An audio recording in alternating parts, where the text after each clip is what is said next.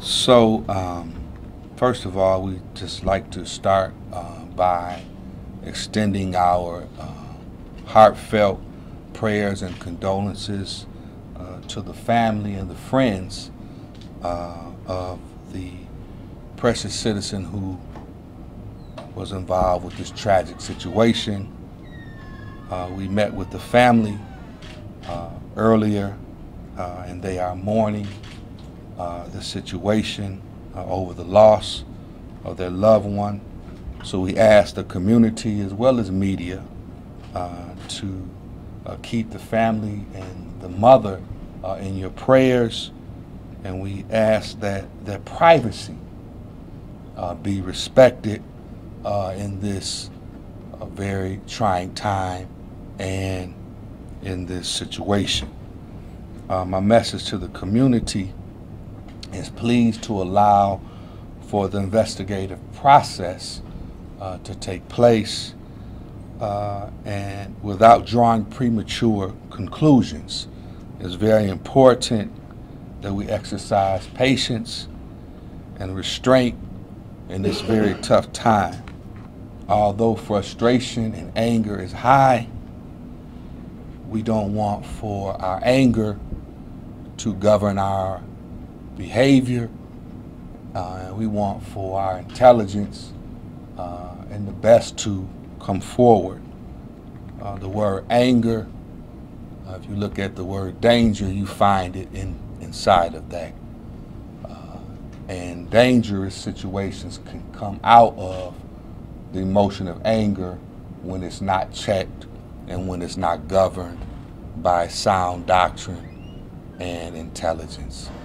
So we want for all who have been affected to just keep that in mind. We have a team of clergy and community leaders who will be dispatched into the community. They have already been out talking and working with the citizens, which Pastor Maurice McAfee can provide more information on that point. Again, as the Honorable Mayor said again, we'd like to extend our condolences and heartfelt sympathies and prayers to this family in the time of their crisis and grief. As the Mayor stated, we have been on the scene all morning, talking to residents. Well after the press conference this morning, we went back into the area location where the incident happened and began to engage with the citizens, to speak with them, to talk with them, to pray with them, to share with them, to encourage them that through this whole process we'll be with them. But what we're asking for at this time, again, is to respect the family, understand what they're dealing with, and make sure that what we disseminate to the public and to this family is facts and not fiction, because we want to make sure we're getting the right information out. And so we're going to continue to go back, this host of community leaders behind us. We will continue to go back into the streets well into tonight. We will not let this deter our city. We will not let this divide our city, and we will not let this tear our city up.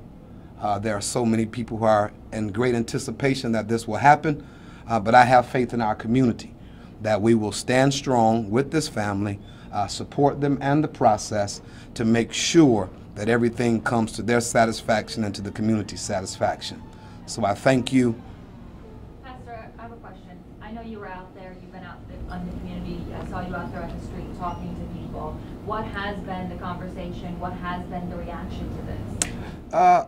As the mayor said, it was a sense of a heightened, of a little anger and frustration.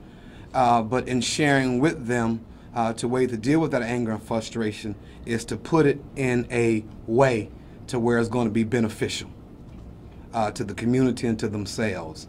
And they have been most respectful and most appreciative of us taking time to come and pray with them and sharing their pain at this moment. Do we anticipate any protests tonight? No. If you could just state your media affiliation prior to your question. Heather Walker, Wood TV8. The number of shots fired by the police and the number of shots fired by the civilian. Could you clarify that, please? Well, this particular press conference is not to address the investigative side of this equation. This press conference is more about the message to the community and how we want to, as stated, respect the family and respect the process moving forward, so we can, out of this bad situation, turn a negative into a positive. I'm Alex Shabbat with Channel 13. Have you seen the body cam video? And if so, what did you make of it? Can you tell us anything about what your reaction was to that? Well, at this time, I can't discuss that aspect of what has taken place.